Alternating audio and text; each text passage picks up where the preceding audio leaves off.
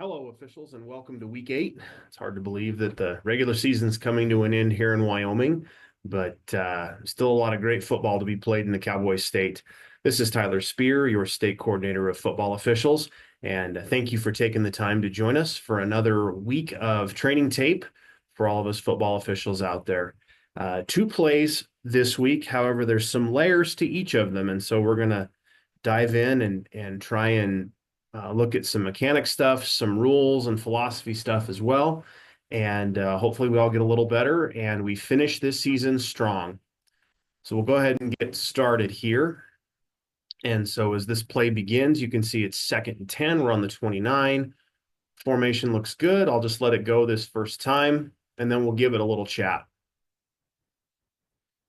So we have a screen pass.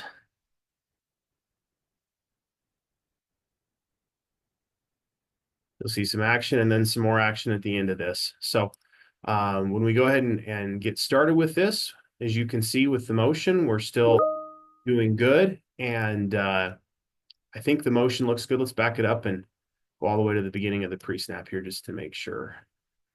2's in motion. We're good there.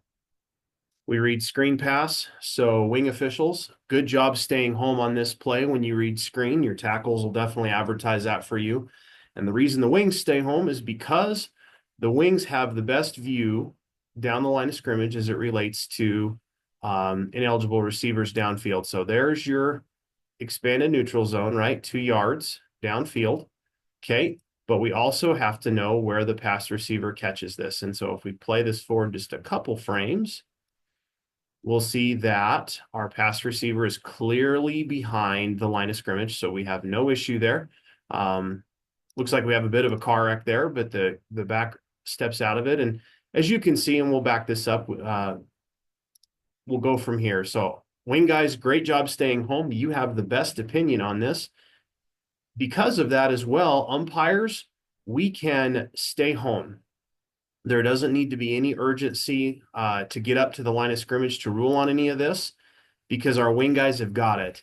And in our wandering as well, sometimes it puts us in a little bit of peril, and that's what we see here. This umpire sets up in a good spot, has to move a little bit on that defender, and that's understandable. But he can just stay put. The other reason why you want to stay put, umpires, is that when you move, your eyes are moving. And so it makes making judgment calls on things not as seamless when your eyes are moving. And then all this movement ends up putting you right in the kitchen of this play. And so I would just say umpires is a good chance to stay put. You probably still have to move a little bit, but certainly no need to come up to the line here. And in doing so, you make yourself part of this play, and that can be certainly quite problematic. And so just something to keep in mind that good starting position, just be still. The movement moves your eyes, and then just don't be part of this play. Okay. Next thing we're going to look at is we've got some blocking action up ahead. And so if we look here, we're going to look at these 2 players right here. We want to look at these blocks because there's a chance that these blocks can spring things. And so it's important, and this is probably a good back judge call. The wing official can also look downfield on this and see it. So we'll get her slowed down here. But you can see our receiver here, or our defender, excuse me, here, beginning to pursue on the screen pass. Well, blue number 4 kind of lines him up, gives him a good block, looks to be forward. The defender lands on his side and not on his back. So the indicator there is not for a block in the back. We kind of, look for someone to be on their face with that. If you look at it full speed, it does look a little vicious. And you can see the opposing coaches, maybe you're looking for something here. I would just say this is why it's important to see the whole thing. And again, we back it up just slightly here. It looks like our wing might even have a pretty decent look at this. It's looking like he's looking downfield, so he's probably looking at this. And then our back judge as well should be looking at this block as well, because if we're not looking at the runner, that's the block that could spring it. And so I think that's looking to be pretty solid mechanically there. And so If we let this go again, you'll see that that block looks like something, but in reality, it's not a whole lot of anything. And so we can move on that one. And then the last thing you look at is the tackle at the end. And of course, that captures everyone's attention. So we'll let that get a little closer here. And so you can see the defender has a hold of, let me see if I can get a good frame still shot of it. The defender clearly has a hold of the nameplate area, the horse collar area of the runner. And so our indicators certainly go up in that situation. However, in this situation, I think it's important to know what exactly it is that we're looking for, because it's easy to put this one in a particular bucket when in reality, it's not so. And so if we go to our trusty rule book, page 74, 943, letter K, and it reads as follows: no player or non-player shall grab the inside, back, or side collar, or the nameplate area directly below the back collar of either the shoulder pads or the jersey of the runner. Check, we have that. However, the second part of that says, and subsequently pull backwards or sidewards that opponent to the ground for the horse collar, even if possession is lost. We don't have that part of this rule here. So when we look at that by definition, that second part of the rule, subsequently pull that opponent to the ground. Because we have the spin around there and all that, we probably don't have by definition a horse collar tackle. However, I think all of us would agree, and I certainly would hope you'd agree, that this is a foul where we err on the side of safety, because we do have the horse collar. We see hips and legs buckle a little bit. We see the spin and we see the throwdown. And so I'll let it go one more time here. And I mean, the fact that it looks vicious is part of it, but it's not all of it. So here's the thing. We don't, by definition, have a horse collar tackle here. However, what I think we do have is just up in the rule book a little bit. Go back to page 73, 943, and this time we're looking at letter G. And it says as follows: no player or non-player shall make any other contact with an opponent, including a defenseless player, which is deemed unnecessary or excessive and which incites roughness. I would say that this action fits into that bucket pretty decent. We're close to that out of bounds spot, but we're not out of bounds, so I wouldn't go late hit out of bounds. But I still think this is one you can put in that more general unnecessary roughness bucket, and it would be supported.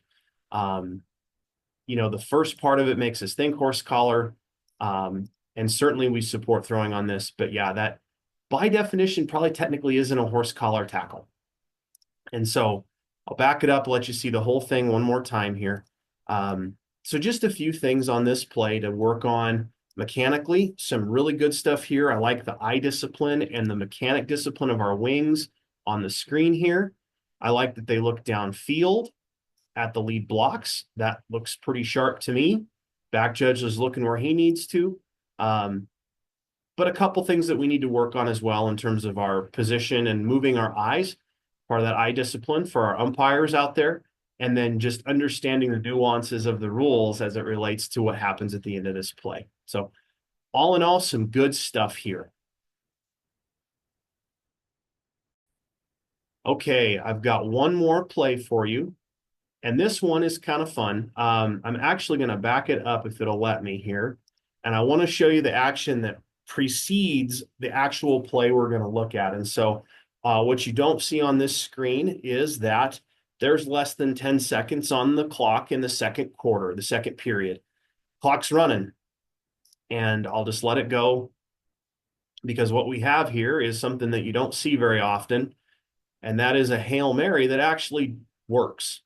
And so coming in here, what you don't see is the back judge backs up and gets set up on the goal line. In fact, I'm going to show it to you. We talk about working on the money line and not working in no man's land. This is a casebook study of why you do that. Back judge backs to the goal line, works up the goal line, and he is in an excellent position to rule on this play. that's why we work where we work, folks. You know, I rag a lot on don't work in the no man's land. How about why we actually work where we work? Because in this situation, we back up, we find the goal line, we square off, and we're in position to make a ruling on a huge play here. And so all this to say, that sets us up for what we're actually going to look at here, which is the try. And so there's zeros on the clock. This is the try for point before we go into the halftime. And what I want you to look at here are the try mechanics of our wing officials here. So when we look at regular formation for a try, the first thing you're going to need to do, defensive count, and then the wing guy points to the goal line. And that's because wings, we have goal line responsibility here, the same as we would on a normal scrimmage down that isn't a try. And so we'll let this go here straight to the goal line as quick as we can. That's important. And then when we have pressure, this is when we just have to get out of the way and go straight back. I think the G probably should be a little further back because it sure looks like we're going to trip over it. But this is why, folks, we get to the goal line and we set up shop there, because this is a big play. This is the differentiation between a 6 and a 7 point potential point differential. And so that is positionally what we're looking for here. Back it up here once more. Yes. And so if we look at this play again, the other thing we got to look at is that lead block of 7. He gives us the little hands up, don't shoot as well. Let's take a little bit better look at this as well and see what exactly we can see here. And so we'll go ahead and get started. I think I've got this shrunk down now. We've got our counts, goal line.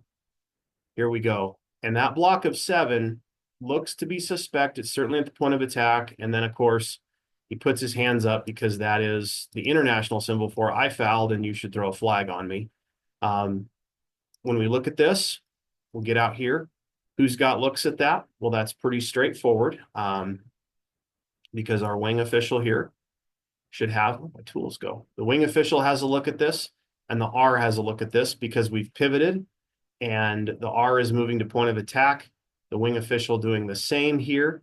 And so that's who's got to look at this. Umpire probably looking backside a little more than down at the play. Back judge is looking lead blocks as well.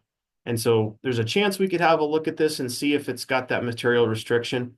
Looks kind of suspect from this angle. And so, because we're fortunate, we have the in zone view. And so let's go ahead and we'll just let this go here.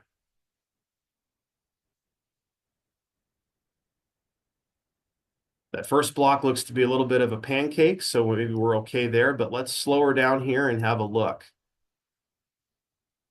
Oh, that was the wrong button, of course. All right, here we go. So if we're looking at these lead blocks on student body right, that block by what seems to be 23 looks to be a good pancake. If we look at 7, yeah, we've got potential for material restriction here. We've got hands outside the frame from the get-go. There's a little tug before he lets him go. I would say we could put this in the marginal call bucket. Certainly would support throwing on this. A no throw, I can understand the no throw as well. But all this to say, doesn't hurt that the try fails. But if that try were successful, the defensive team might have a little something to say. And so just remember, when we have these progressions throughout our play mechanics, if we're the umpire, and this looks a lot like a referee, this looks a lot like a referee's view. We have eyes on our QB, the runner, and we're looking through to this opposite tackle because he's going to tell us what the play is. And so as we go through, the snap occurs. We read run by the blocks. We read the referee here. We're reading student body right. So we're going to leave 76 pretty quick. Our umpire is going to look backside here. We're going to move to these lead blocks and help our wing official to this side, looking at these lead blocks. And we should probably have a look at this pancake here. And then we certainly should have a look at that block by 7. Another decent look at the wing official here, got to the goal line. and then gets the heck out of the way. Don't become part of the car wreck. If you're not mechanically where you need to be, you're part of this and you might even be hurt. So good job here mechanically. Definitely need to make sure we have eyes on the OH here. So a couple little things to look at here. But mechanically, I think this is actually a good reminder to get it set up here of what our keys look like here as we get into where this play goes. So again, referee is looking through. He's got the backs and the QB, this blocking back here, and is looking through to 76. That's his key for what the play is going to do. And when he reads run, we look point of attack. Wing officials, we know because of where we're at that our key is still our tackle. So for our top wing here, 77 is the key. But we're going to the goal line and officiating back just as quickly as we can. And we're already looking at those lead blocks because it's coming our direction. Umpire starts guard, center, guard.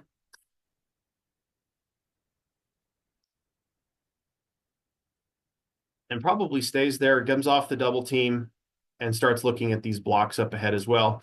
Perhaps could clean up since it goes the referee's side. Opposite wing here is looking at the backside stuff. So he's looking at this fight between 78 and I believe that's 57. Yep. He's looking at that after the umpire and referee leave it, cleaning up backside. And the back judge is going to be looking at those lead blocks from the get-go once his tackle reads to that play. So all in all, good coverage on this, things to think about mechanically for all of us. And so hopefully that's some value for you. Hopefully that makes sense.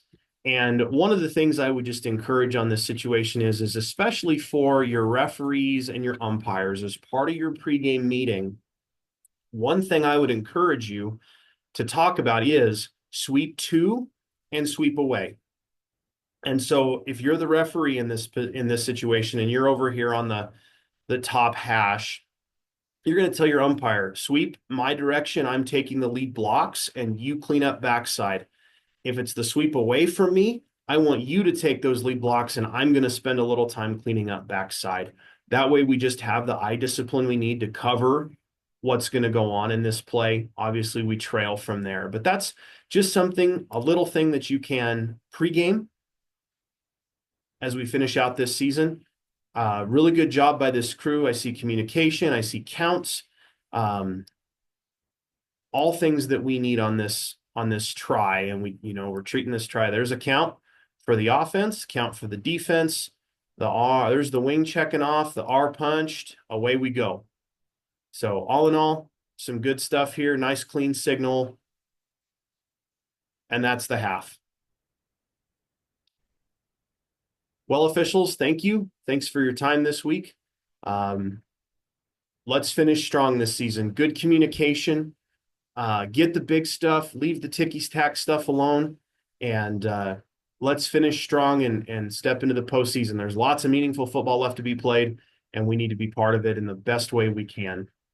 So thanks a lot. Appreciate your time, and we'll see you down the road. This is Tyler Spear, your state coordinator of football officials. Once again, thanks for your time. Be sure to like and subscribe, and we will see you down the road.